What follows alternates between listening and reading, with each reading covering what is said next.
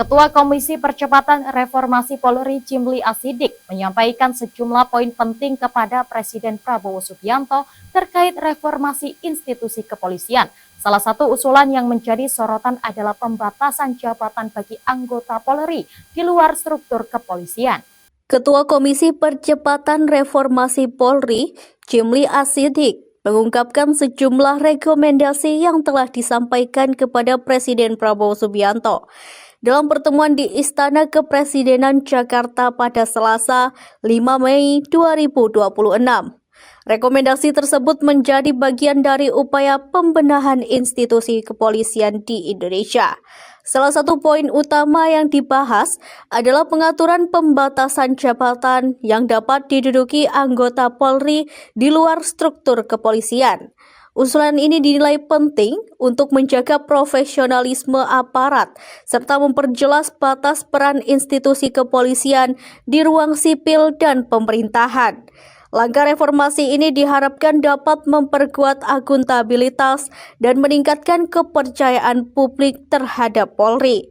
Meski demikian, seluruh rekomendasi masih akan melalui pembahasan lebih lanjut sebelum diterapkan dalam kebijakan resmi pemerintah. Kami usulkan supaya dibentuk revisi undang-undang tentang Polri yang nanti akan di-follow up dengan adanya peraturan pemerintah atau perpres berikut inpres yang memberikan instruksi kepada Kapolri dan jajaran untuk menjalankan rekomendasi yang sudah disepakati di dalam laporan ini.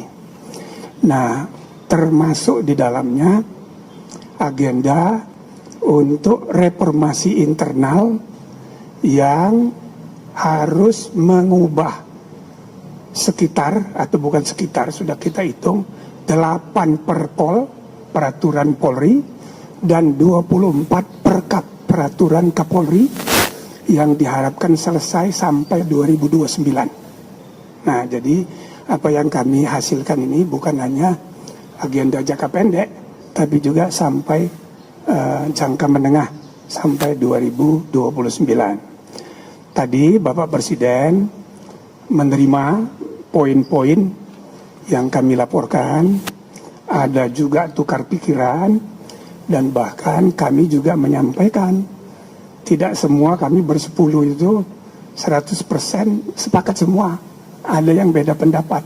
Karena itu kita laporkan juga, termasuk mengenai ide pembentukan Kementerian Keamanan. Kami sudah sepakati bahwa kami tidak mengusulkan adanya pembentukan kementerian baru. Tadi Presiden juga tanya, kita jelaskan, yang kesimpulan kami manfaatnya dibandingkan mudaratnya lebih banyak. Maka ya udah, kita nggak usah usulkan itu. Yang kedua, kami juga melaporkan kami ada perbedaan pendapat tentang metode pengangkatan Kapolri. Sebagian di antara kami berpendapat pengangkatan Kapolri tidak perlu dikonfirmasi atau mendapat persetujuan DPR. Tapi poin ketiga sebagai hal yang baru, Bapak Presiden sangat menyetujui untuk dilakukannya penguatan Kompolnas. Ya, Komisi Kepolisian Republik Indonesia diperkuat sehingga keputusan dan rekomendasinya mengikat. Dan keanggotaannya tidak lagi ex officio seperti sekarang, tapi disepakati dia independen, sehingga Presiden ya fungsi pengawasan terhadap kepolisian itu menjadi lebih efektif. Poin yang terakhir adalah mengenai pengaturan, pembatasan mengenai jabatan yang dapat diduduki oleh Polri di luar struktur kepolisian.